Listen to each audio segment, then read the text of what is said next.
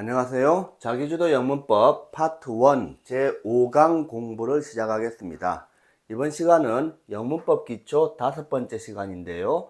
형용사, 형용사적 용법, 그리고 형용사 상당어구에 대해서 공부하겠습니다. 자, 이번 시간에 공부하는 내용이 형용사인데요.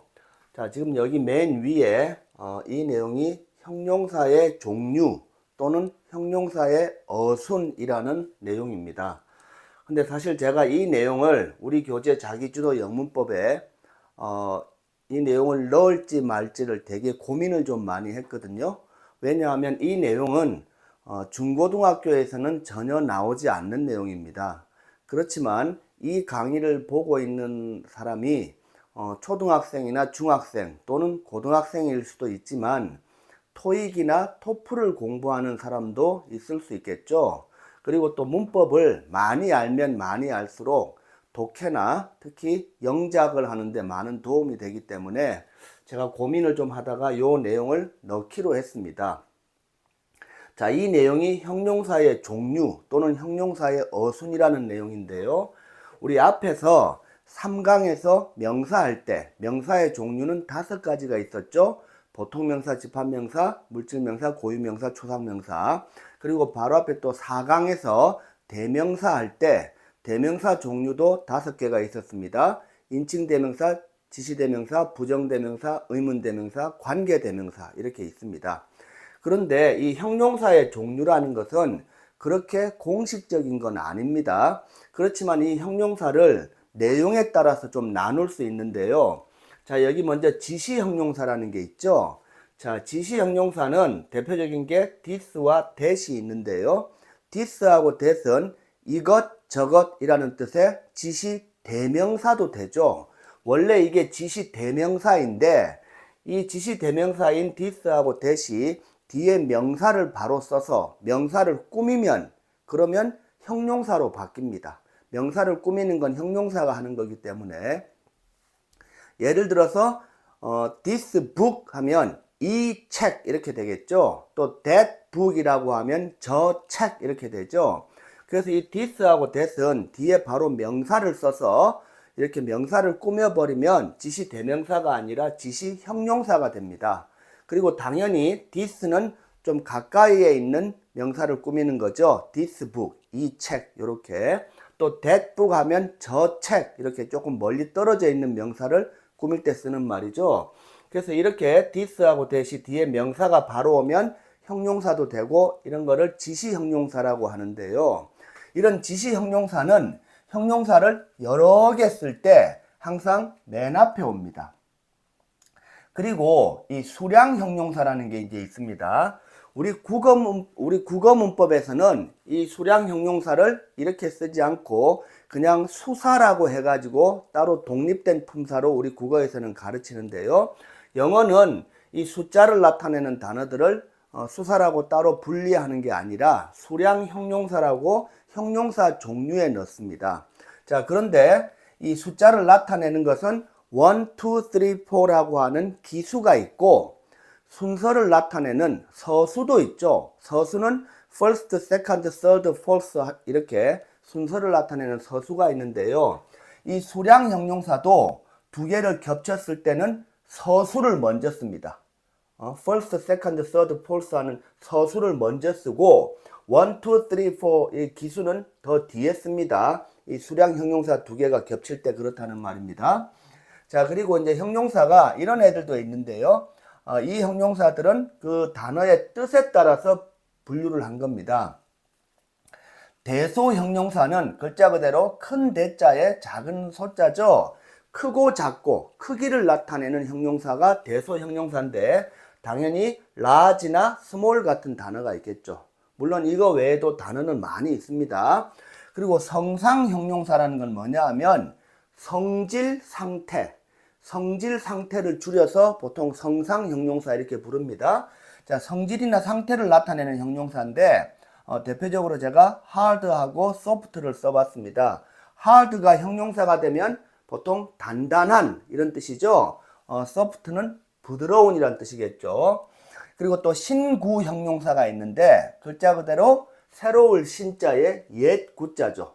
새롭고 옛날 거고 하는 그런 형용사. 그래서 old나 new 같은 단어가 있고요. 마지막으로 색깔 형용사가 있습니다. 자, 그런데 이 내용을 지금 왜 하느냐 하면 우리가 어떤 명사 하나를 꾸밀 때 이런 그 명사를 꾸미는 형용사들을 하나만 쓰는 게 아니라 여기 있는 것들의 2개 이상 여러 개를 동시에 쓸 때가 있겠죠. 여러 개를 동시에 쓸 때 영어는 반드시 요 순서대로, 자, 이걸 다 쓰지 않더라도 요 중에 몇 개만 쓰더라도 결론은 요 순서대로 그 형용사를 써야 됩니다. 그게 영어 문법에서 중요한 거고, 중고등학교 때는 이 내용을 안 가르쳐 주지만 아까도 말했다시피 토익이나 토플 시험에서는 이게 가끔 나옵니다. 자, 중요한 내용인데, 자, 예문을 보시면 아주 쉽게 이해가 될 겁니다. 자, I'm going to use. 나는 사용할 거야. 나는 사용하겠다 했는데 여기 apples가 나오죠. 사과들이 나옵니다. 사과. 근데 이 사과라는 명사를 꾸미려고 몇 개의 형용사만 써도 되지만 지금 특별히 요 내용을 강조하기 위해서 여기 내용을 다 썼다고 가정해 보겠습니다. 실제로 이 많은 형용사를 써서 이렇게 명사를 꾸미는 경우는 아주 드물겠죠. 실제는. 그렇지만 다 썼다고 가정하고 또 사과가 2개죠. 2개니까 this의 복수인 these를 쓴 겁니다. 그죠? 사과가 2개니까, 사과가 여러 개니까 복수형이니까. 자, 그래서 지시 형용사를 복수형 these를 제일 먼저 썼습니다. 가까이에 있다고 치고 하는 말입니다. 자, 여기에 있는 그 다음에 첫 번째 2개 서술을 먼저 쓴다고 했죠. these first two. 그 다음에 크기는 큰 거를 골랐습니다. large. 그리고 성질 상태는 hard, 단단한. 그리고 이제 그 신구는 new, 새로운 사과, 즉 갓 따온 사과겠죠. 그 다음에 색깔은 빨간 사과입니다. 그래서 여기 이 가까이에 있는 첫 번째 2개의 크고 단단하고 새롭고 빨간색 사과를 나는 사용할 거야 라는 말인데, 아까도 말씀드린 것처럼 이렇게 명사를 꾸미기 위해서 이걸 다 쓰지는 않겠죠. 대부분의 경우에 이 중에 몇 개만 쓰는데, 몇 개만 쓰든 다 쓰든 어쨌든 형용사도 요 순서대로, 영어는 순서대로 써서 뒤에 나오는 명사를 꾸미는 게 원칙입니다. 그리고 이 내용은 토익이나 토플 시험에 가끔 나옵니다. 여러분들이 그래서 중학교 때 이런 내용은 안 나오겠지만 여러분들이 혹시 영작을 하려고 할 때, 영어로 문장을 쓸 때는 이런 걸 쓸 수 있겠죠. 쓰려면 항상 요 순서대로 쓴다라는 것을 알고 있는 게 좋겠습니다. 하나만 더 설명하면 이렇게 성질 상태나 대소 형용사 여기는 하나를 제가 더 말씀드리면 어떤 명사를 꾸밀 때 성질 상태나 크기 같은 거를 설명할 때 항상 영어는 세로 개념을 먼저 얘기합니다. 그 다음에 가로 개념입니다. 자, 예를 들어서 어떤 남자가 있는데 그 사람이 키도 크고 뚱뚱하다고 합시다. 그러면 키가 큰 것은 세로 개념이죠. 그런데 뚱뚱한 것은 가로 개념입니다. 그러면 우리나라 말로 얘기할 때는 키 크고 뚱뚱한 남자 해도 되고 뚱뚱하고 키 큰 남자 해도 우리 한국어로는 전혀 상관이 없죠. 키 크고 뚱뚱하다는 말을 순서를 아무렇게나 써도 한국어에서는 상관이 없는데 영어는 세로 개념, 키가 크다는 걸 먼저 써야 됩니다. 항상. 그래서 키 크는 tall이죠. 뚱뚱한은 fat를 쓰면 되겠죠. 그래서 키 크고 뚱뚱한 남자는 tall, fat man입니다. 그런데 fat, tall man이라고는 안 한다는 말입니다. 영어는 항상 세로 개념, 키가 크다는 걸 먼저 쓰고 그 다음에 뚱뚱한이라는 단어를 뒤에 씁니다. 또 하나의 예를 더 들면 만약에 탁자 같은 게 있는데 탁자가 위에 모양이 둥그렇습니다. 둥글다는 것은 round라는 거죠. 그리고 탁자의 다리가 길어요. 다리가 길다는 말은 그냥 편한 단어 long을 쓰면 됩니다. 그러면 다리가 길고 둥근 탁자 또는 둥글고 다리가 긴 탁자, 어떻게 하더라도 한국말로는 상관이 없는데 역시 이 탁자를 묘사할 때도 영어는 세로 개념, 즉 다리가 길다는 걸 먼저 써야 됩니다. 그래서 long, round, table 이렇게 반드시 쓰는 겁니다. 자, 이런 내용들이 있는데요. 이렇게 명사 하나를 두고 2개 이상의 형용사가 겹쳐서 이 명사를 꾸밀 때는 영어는 이 여러 가지 형용사들도 쓰는 순서가 정해져 있다. 그것을 형용사의 어순 또는 형용사의 종류라는 이런 문법이 있는데요. 중고등학교 때는 안 나오겠지만 여러분들이 알고 있으면 좋겠습니다. 어차피 토익, 토플 시험에 가면 이런 내용들이 나옵니다. 자, 그래서 이런 내용을 제가 설명을 했고요. 이번 강의에 제일 중요한 건 당연히 영문법 기초인데 형용사적 용법, 즉 8가지의 품사가 문장에서 어떤 일을 하느냐, 즉 이런 품사들의 용법이 중요한 겁니다. 자, 이번 강의에 이제 본론은 지금부터 공부하는 이 형용사적 용법을 설명하겠습니다. 자, 형용사도 문장에서 하는 일이 있는데, 자, 이 내용이 지금 계속 나오죠. 성분이라는 건 뭐냐 하면 품사가 문장에서 하는 일, 즉 8가지의 품사가 문장에 들어가서 어떤 일을 하느냐, 그게 영어 공부의 가장 기초입니다. 자, 계속 나오는 얘기인데요. 품사가 문장에서 들어가서 하는 일은 요 5가지라고 했죠. 주어, 동사, 목적어, 보어, 수식어입니다. 그런데 우리 앞에 명사하고 대명사 공부를 했죠. 명사하고 대명사는 주어, 목적어, 보어 자리 요 3가지 경우에 쓸 수 있습니다. 그런데 형용사는 언제나 2가지 일만 합니다. 2가지 자리에만 쓰이는데요.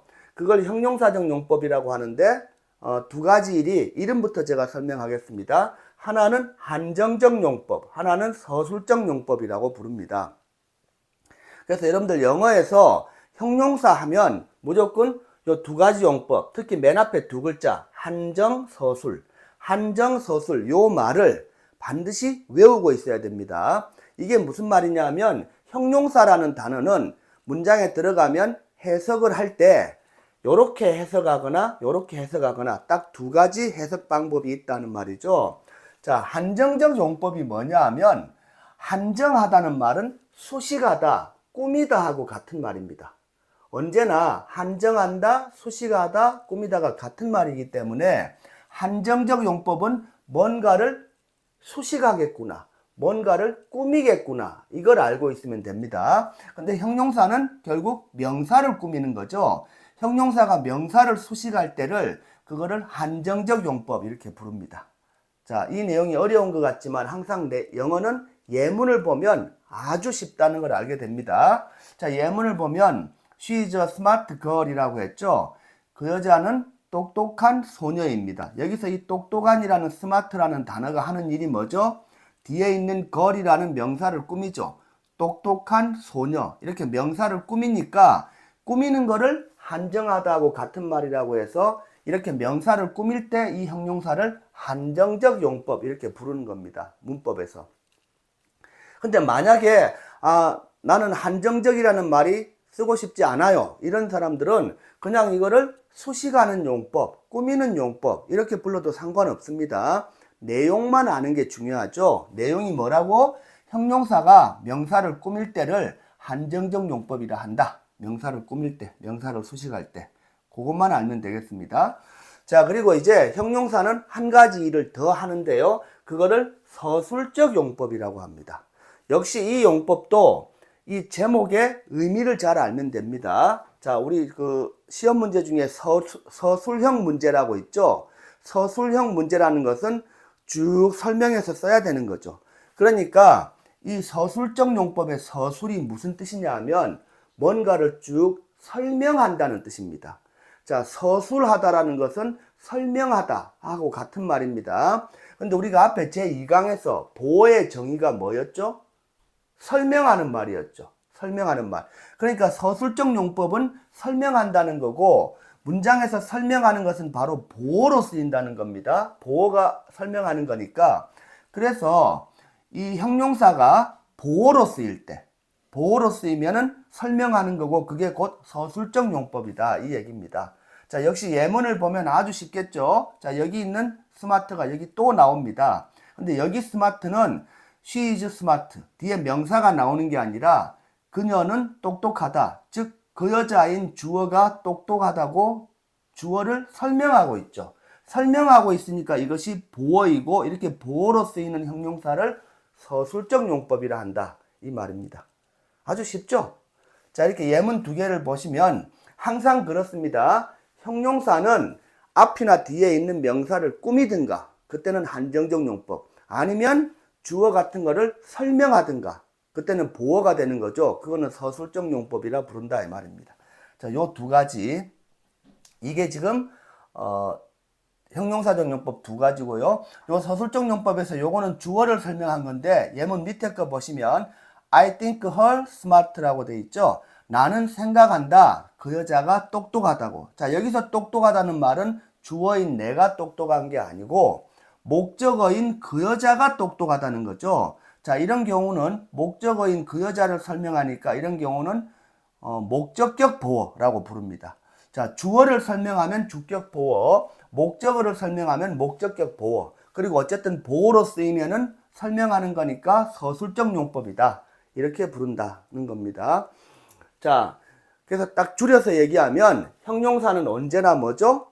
한정, 서술. 요 두 가지로 문장에서 쓰이고 그렇게 해석을 하면 된다. 한정은 명사를 꾸밀 때, 서술은 보어가 돼서 뭔가를 설명할 때, 이 두 가지 한정, 서술이 바로 형용사가 하는 일이고 그것을 문법적으로는 형용사적 용법 이렇게 부르는 겁니다.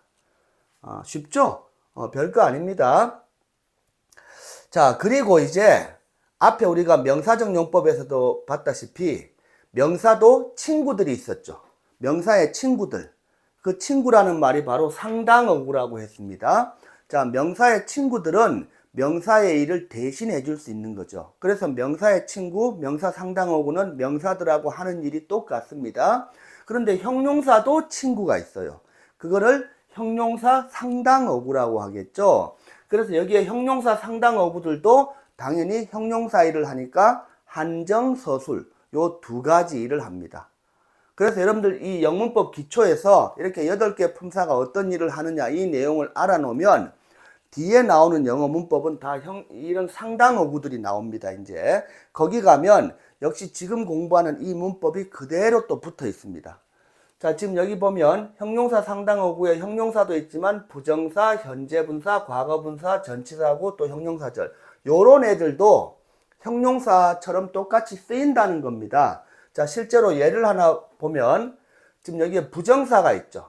근데 부정사는 명사 친구도 됩니다. 그래서 명사 상당어구에도 있었고, 근데 부정사는 형용사 친구도 되기 때문에 형용사 일도 합니다. 이 부정사라는 것이 형용사 일을 하는 걸 여기 42라고 써놨죠. 뒤에 42강에 나온다는 거거든요. 자, 42강을 한번 보겠습니다.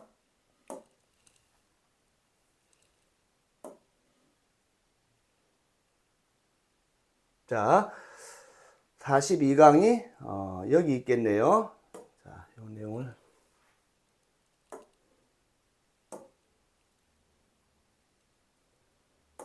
자, 여기 보시면 파트 3의 부정사 두 번째 시간이 바로 부정사의 형용사적 용법이라고 나오죠. 그러니까 부정사도 형용사 일을 합니다. 그러면 부정사가 결국 문장에 어떻게 쓰인다는 건가? 형용사는 항상 뭐라고요? 한정서술. 형용사는 무조건 한정서술이기 때문에 부정사의 형용사적 용법도 문장에서 한정적 용법, 서술적 용법이 있습니다. 한정적 용법은 명사를 꾸미는 거고 서술적 용법은 보어로 쓰이는 거라고 했죠. 부정사도 그렇게 쓰입니다. 똑같이. 그래서 이 42강에 부정사의 형용사적 용법도 한정적 용법, 서술적 용법. 여기 첫 번째 거는 부정사의 형용사적 용법에 한정적 용법의 예문을 써놓은 거고 밑에 보면 이제 부정사의 형용사적 용법에 서술적 용법, 즉 보어로서 쓰이는 거겠죠. 이렇게 또 설명이 되어 있습니다. 이렇게 지금 우리가 영문법 기초에서 공부하는 요 내용이 결국은 여러 가지 품사들이 문장에서 어떤 일을 하느냐, 즉 어떤 용법이 있느냐, 그걸 공부하는 건데 이 내용을 그대로 외워서 뒤에 나오는 이런 여러 가지 문법에 그대로 적용을 하는 겁니다. 복사해서 붙여넣기 하는 것처럼 그대로 다 적용을 하는 겁니다. 그래서 여러분들이 영문법 기초를 잘 알게 되면 뒤에 있는 문법은 아주 쉽다는 걸 알게 됩니다. 왜? 기초에서 배웠던 걸 그대로 붙여넣기만 하면 되니까. 자, 이해가 되시죠? 자, 그리고 이제 다시 여기로 돌아와서 자, 우리가 지금 형용사 공부하고 있는데요. 형용사 상당어구는 좀 전에 42강에서 본 것처럼 부정사도 있고 또 현재분사, 과거분사, 전치사고 또 형용사절, 이 관계사절이라고 하는 건데요. 여기 밑에 있는 요 숫자들 있죠. 요 숫자에 뒤에 거기 그 강에 해당되는 데 찾아가서 보시면 전부 다 요런 내용들이 이런 형용사로서 하는 일을 설명하고 있는 문법 내용들이 뒤에다 나온다는 뜻입니다. 그리고 여기 보면 이런 형용사 상당어구들이 실제로 형용사 일을 하고 있는 예문들을 여기 다 써놓았습니다. 예문들. 자, 해석도 돼 있고 설명이 다 돼 있죠. 이런 뒤에 내용들을 아직 공부 안 한 사람들은 조금 어려울 수도 있지만 이렇게 요런 단어들도 형용사처럼 이렇게 문장에서 한정적 용법이나 서술적 용법으로 쓰일 수 있다라는 것을 여러분이 알고 있으면 되겠습니다. 자, 이번 시간은 우리 형용사에 대해서 공부했습니다. 네, 강의를 마치겠습니다.